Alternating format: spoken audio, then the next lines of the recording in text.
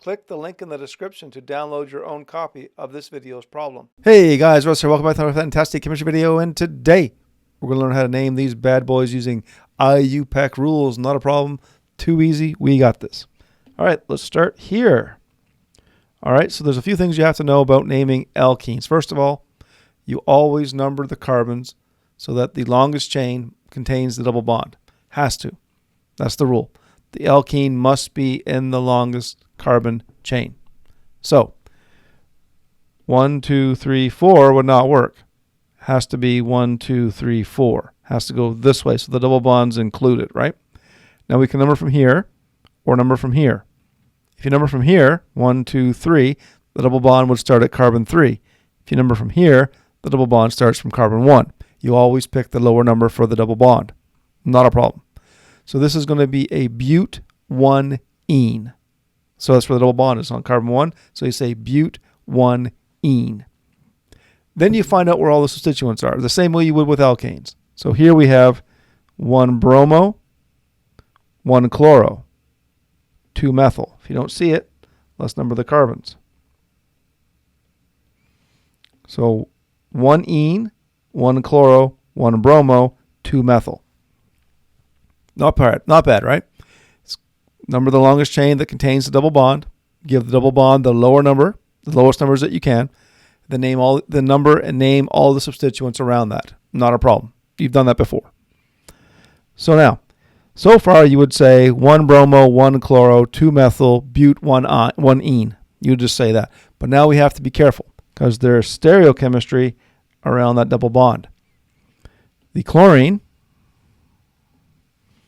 and the ethyl are on the same side.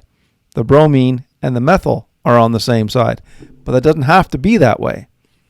There is an isomer of this molecule where the bromine and the chlorine would change places, where the chlorine was on the same side as the methyl and the bromine's on the same side as the ethyl. That does exist, or it could exist. So we have to tell the reader which one we're working with. We have to say, hey, we're working with this particular diastereomer. So how do you do that? Well, what I tell people to do, just draw a dotted line through the double bond. Take the left side of the dotted line, the right side of the dotted line. They're independent of each other. For now. We will use them together in a minute, but for now they're independent. So you use Kahn, Ingold, and Prelog rules to assign priorities to bromine and chlorine using atomic number. That's easy. Bromine is 1, chlorine is 2. Bromine has the higher atomic number.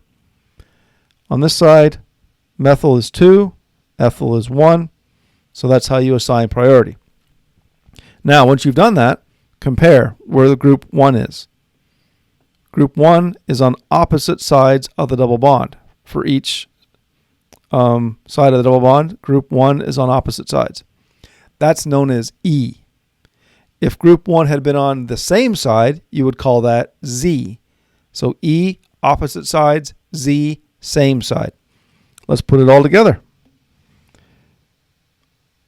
1 E, put that in parentheses, dash 1 dash bromo dash 1 dash chloro dash 2 dash methyl but dash 1 dash ene. So this is the name of that. That's how you name it. Okay? You have the stereochemistry, where all the substituents are located, where the double bond is located, and how many carbons are in the longest chain that contains the double bond. That's how you set it up. Not that bad, right? Not that bad at all, to be honest with you. I think most of you probably could do all of that without much instruction. Maybe just a little bit of instruction on the 1E and why there's a 1 here and what that means. Not a problem. Now that you've seen it, it's fairly simple to repeat it. All right, let's do it here. So 1, 2, 3, 4, 5, 6, 7. Okay, it's a 7-membered carbon ring that contains a double bond. We can start from here, 1, 2, 3. Or we can start from here, 1, 2, 3, 4. So if we number this way, we get a 4 on the double bond. If we number this way, we get a 3 on the double bond. So we start here. 1, 2, 3, 4, 5, 6, 7. So this is going to be a 3 heptene, or sorry, hep3ene. Hep3ene, because the double bond starts at carbon 3. 2-methyl and 4-methyl, no problem. But now what about stereochemistry? Remember, there's a hydrogen here, so that's going to have the priority 2, priority 1, priority 2, priority 1. Remember, I'm using Kahn-Ingold-Prelog rules. If you've forgotten those, go back and review the previous unit, previous videos about assigning priorities to chiral centers. All right, so now, in this case, the high priority group on either side of the dotted line is on the same side. So that's Z. So here we would say 3Z, put that in parentheses, dash 2, 4 dash dimethyl hept 1 ene. And that's how you would name that one right there. Sorry about the cluttering. I don't want to put these names on opposite lines, so I kind of just write them out. But that's the best I can do right here. But that's how you name these things. These are fairly challenging ones to name because they have stereochemistry and a bunch of stuff going on.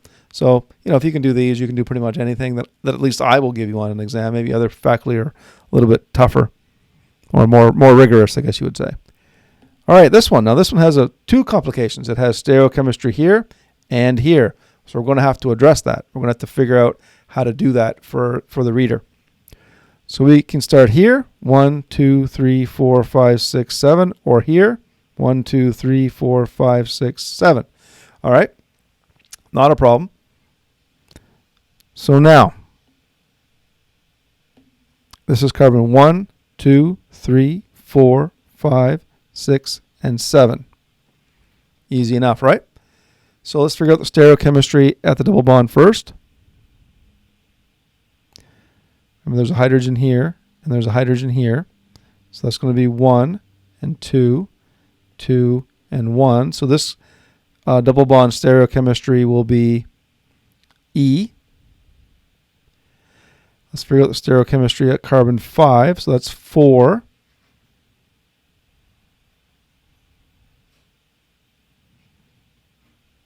So this will be 1, 2, and 3. So this stereochemistry here is S. So now, let's put all this together. We'll write it down here. This would be 1E, comma, 5S, close parentheses, dash,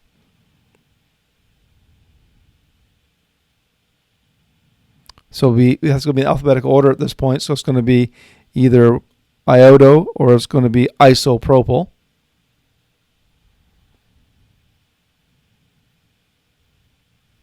So it should be 1 iodo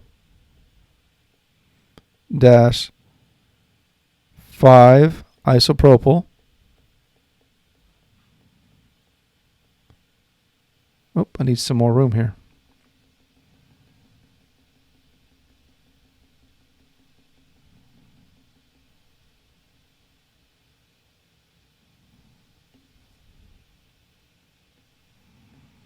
So it will be parentheses 1E, comma, 5S, close parentheses, dash, 1 iodo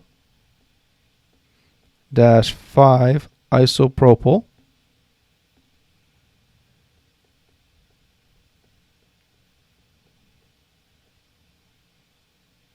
hept 1 ene. All right, so here we have the stereochemistry at the double bond. Here we have the stereochemistry at carbon 5. Carbon 1 contains an iodo, carbon 5 contains an isopropyl, and it's a hept 1 ene. The double bond is at carbon number 1. All right, so these are challenging examples. Try to make them as challenging as I could for you guys, but not be too crazy, so that you can see that it's not all that hard, even on challenging examples. So I hope you found this video helpful. If you did, slap that like button, leave a comment for me down below, and let me know how you're doing.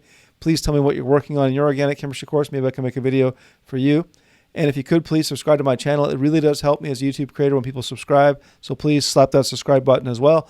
And I want to wish you all good luck and good chemistry. We'll see you soon. Email drbetts@protonmail.com if you would like a copy of every problem in this series.